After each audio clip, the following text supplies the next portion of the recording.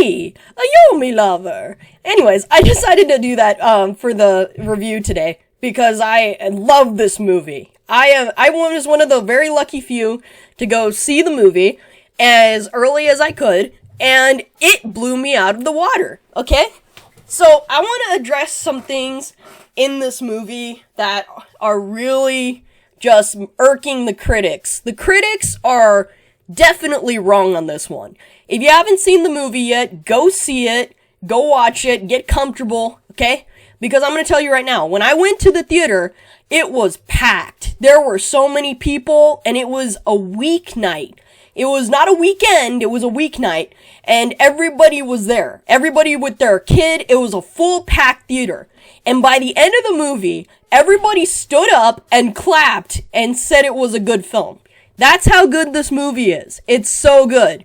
Okay? I didn't think that Chris Pratt was gonna be good coming out of it, but he really did surprise me, and he really did fit the character.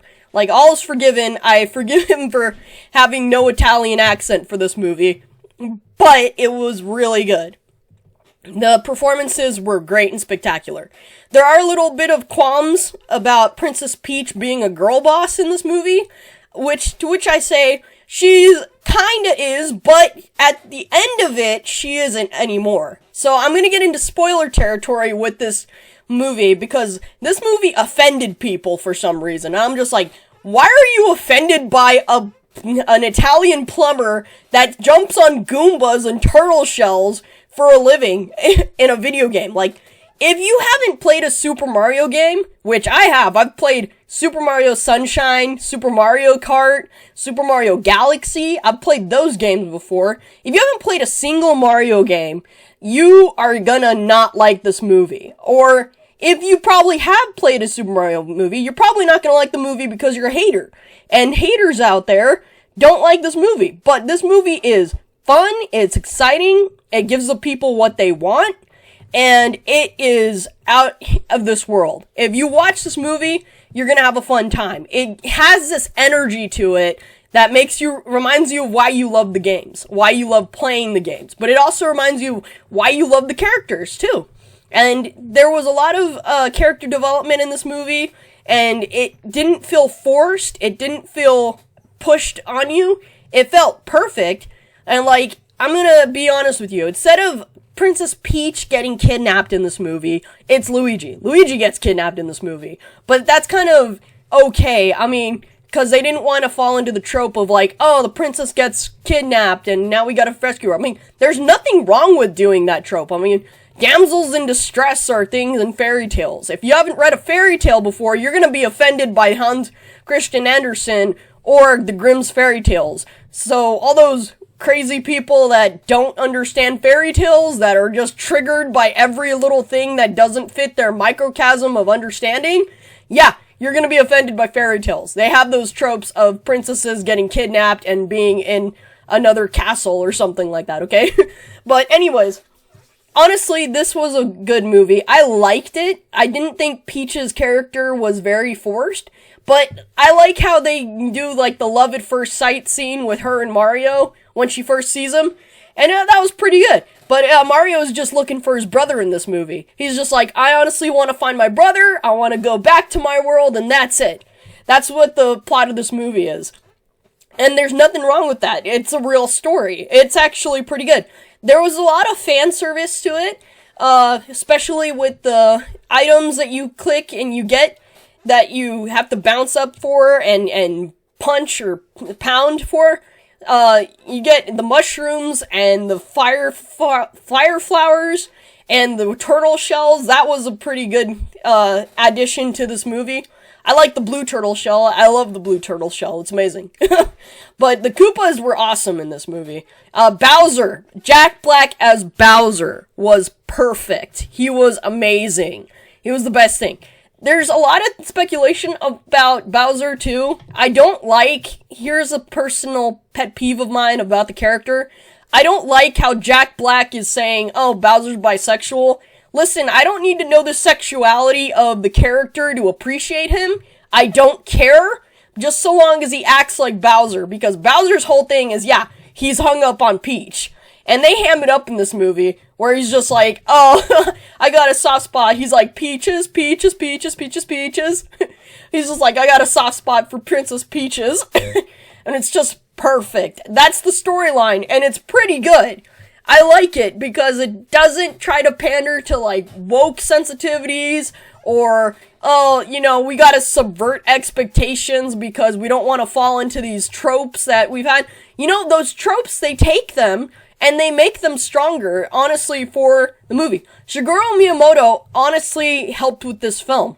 I think he's doing a great job branching out into movies, but I honestly think that he would do a better job branching out with more video games and dominating his empire that way, because video game market is very niche and people love video games. People love Mario and people love playing certain video games all the time, like Zelda and Metroid. They love playing those video games so much. Like, I'm one of those people that grew up when I was a kid playing Mario because there was either one or two things to do: your homework, or watch TV, or play Mario, play Super Mario Bros.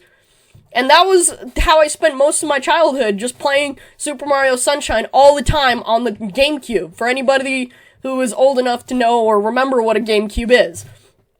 It was just, that was the childhood back then. So Mario, I kind of grew up with Mario. So he does a good job of helping with this movie and keeping the storyline on cue. Because I think if Americans were to write the storyline, it would not match Mario at all. It would not remind you of the games. And it would be a total, complete, woke, stupid mess. And I love that he doesn't let anybody mess with his baby. Like, Mario is his baby. Let's just be honest with that. And he's gonna take care of his baby. He's gonna make sure his baby is set up the way he wants it to be. And I think that is fantastic because it's back in the hands of the individual making shows and making movies and making cartoons that don't suck. So honestly, anybody who hasn't seen this movie, for me, when I went to the theater, I was greeted by a Princess Peach, but it was a guy in drag. It just looked like a guy in drag to me, but I'm just like, it was Princess Peach. So who cares? But people at the counter were dressed like Mario and Luigi. I appreciate that they dressed up for the occasion because it was that big. And you know it's a special night when you got people dressing up like Super Mario Bros. Going to see the movie. And it's just like, yes, awesome, perfect. And I honestly heard that they did a light show of drones in a certain city in California to sponsor the movie, to show the movie off, so that way people go see it. And honestly, I think that's a great ad campaign that they're doing. It is fantastic. So, anybody who hasn't seen this movie yet, I highly recommend it. Some good points about the movie too. I like that when they meet the Donkey Kong kingdom, when they go and see it, they play the DK rap, and it's awesome. And Donkey Kong, Seth Rogen as Donkey Kong is okay. I liked him. It wasn't that bad. There's a lot of people out there being like, Seth Rogen is lazy and he brought the bare minimum in the recording booth. I'm just like, what? Literally, that is the stupidest comment I've ever heard. Everybody is lazy when they're in the recording booth. It is literally voice recording. It is the easiest job ever. You're just recording for characters and placing your voice in their mouths. That's all you're doing. And it's easy, okay? If he's doing it in his sleep because he's been in animated films before, like Kung Fu Panda, he can do that. That's his prerogative. He's not lazy everybody's lazy when they're in the recording booth. Come on, get off your high horse with that. That is so stupid. That's such a stupid pet peeve to have of this movie. But oh my gosh, I wish there was more fan art for this movie.